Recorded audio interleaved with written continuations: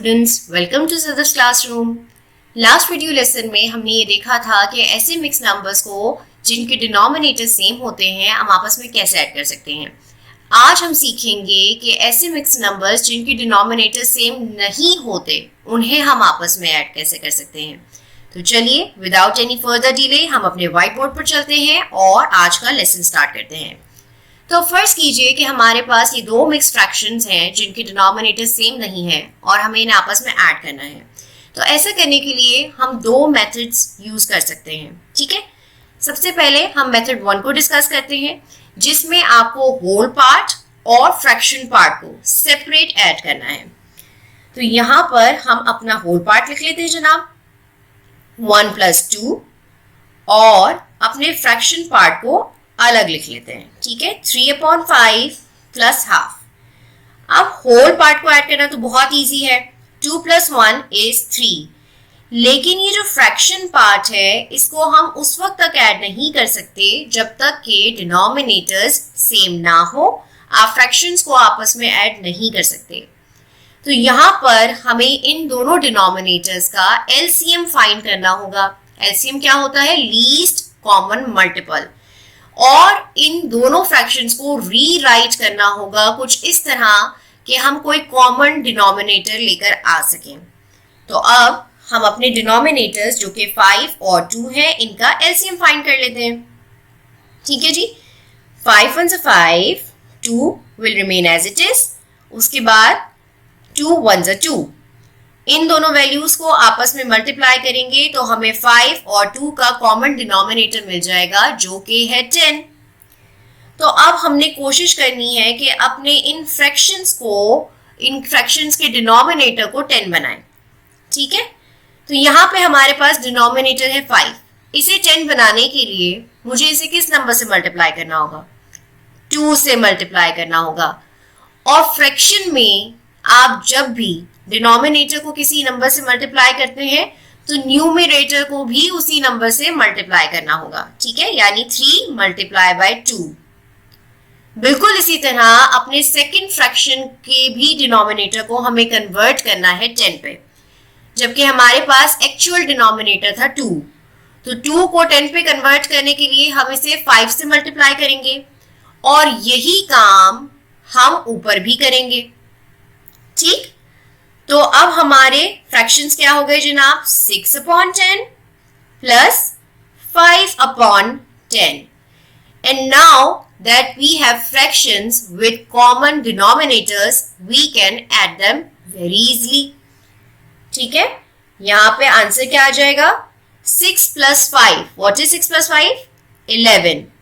Denominator will remain same. आपको याद है कि जब आप फ्रैक्शंस को ऐड करते हैं तो डिनोमिनेटर सेम रहता है, सिर्फ न्यूमरेटर्स की वैल्यू को आपस में ऐड किया जाता है। नेक्स्ट स्टेप, अब आप ये देख रहे हैं कि मेरे पास ये जो फ्रैक्शन पार्ट को ऐड करके आंसर आया है 11/10, it is an improper fraction. Improper fraction कौन से फ्रैक्शंस होते हैं? जिनमें डिनोमिनेटर लेस होता है न्यूमरेटर से, और ऐसे फ्रैक्शंस को हमें रिप्रेजेंट करना होता है मिक्स्ड फ्रैक्शन में। तो इसको मैं पढ़ सकती हूँ 11 / 10। 10 की टेबल में 11 तो नहीं आता, इससे छोटा नंबर कहाँ आता है? 1 पर। 10 × 1 = 10 एंड रिमाइंडर विल बी 1।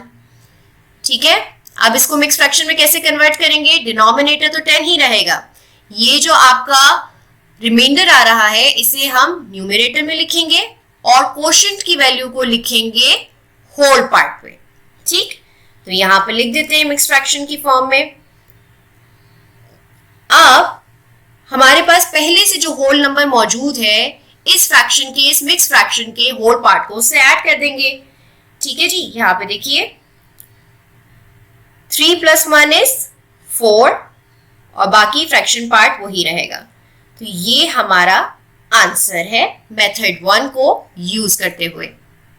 अब हम इसी क्वेश्चन को सॉल्व करने की कोशिश करेंगे बाय यूजिंग मेथड 2। और मेथड 2 में हमें सबसे पहले मिक्स्ड फ्रैक्शंस को कन्वर्ट करना होता है इम्प्रॉपर फ्रैक्शंस में। सही, यानी कि हमारे पास यहाँ पे जो फ्रैक्शन है इसको हम इम्प्रॉपर फ्रैक्शन में कन्वर्ट करेंगे। 5 times 1 is 5 plus 3 is 8 upon 5। इसी तरह से 2 times 2 is 4, 4 plus 1 is 5, 5 upon 2। अब क्योंकि इन फ्रैक्शन के डिनोमिनेटर सेम नहीं है तो हम इन्हें आपस में ऐड नहीं कर सकते। तो हमें ऐड करने के लिए क्या करना होगा, सबसे पहले इन डिनोमिनेटर्स का कोई कॉमन मल्टीपल फाइंड करके हमें इन फ्रैक्शंस को रीराइट करना होगा कुछ इस तरह कि हम कोई कॉमन डिनोमिनेटर लेके आ सकें। तो कर लेते हैं ये काम। हमारे डिनोमिनेटर्स है 5 और 2, इनका एलसीएम ले लेते हैं।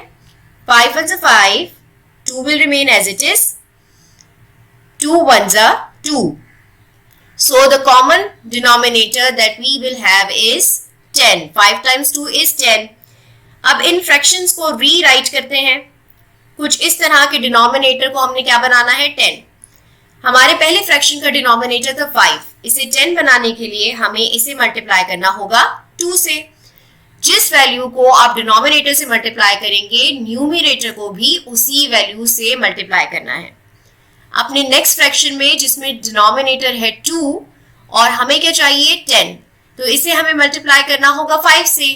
अब जो काम आपने नीचे किया है वही काम आपने ऊपर न्यूमरेटर के साथ भी करना है, ठीक है। 5 times 5, तो 8 times 2 क्या हो गया जनाब, 16 upon 10। और 5 times 5 क्या होता है, 25 upon 10। And now that we have fractions with common denominator, we can easily add them.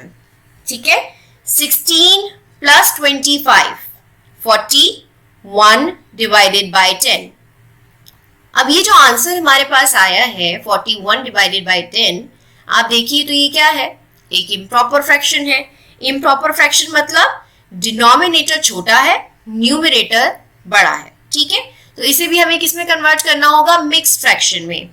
41 divided by 10, 10 times 4 is 40, reminder is 1। तो इसे मिक्स फ्रैक्शन में कैसे लिखेंगे, आपका डिनोमिनेटर होगा 10, रिमाइंडर को आपने न्यूमरेटर पे लिखना है और कोशेंट को आपने होल बनाना है, ठीक है। तो हमारा आंसर क्या हो गया, 4 1 upon 10। This is our answer. तो देखिए मेथड 1 या मेथड 2, आपको इन मेथड्स में से जो भी आसान लगे आप उस मेथड को यूज करते हुए बाआसानी किसी भी मिक्स फ्रैक्शन को जिसके डिनोमिनेटर सेम ना हो आपस में ऐड कर सकते हैं।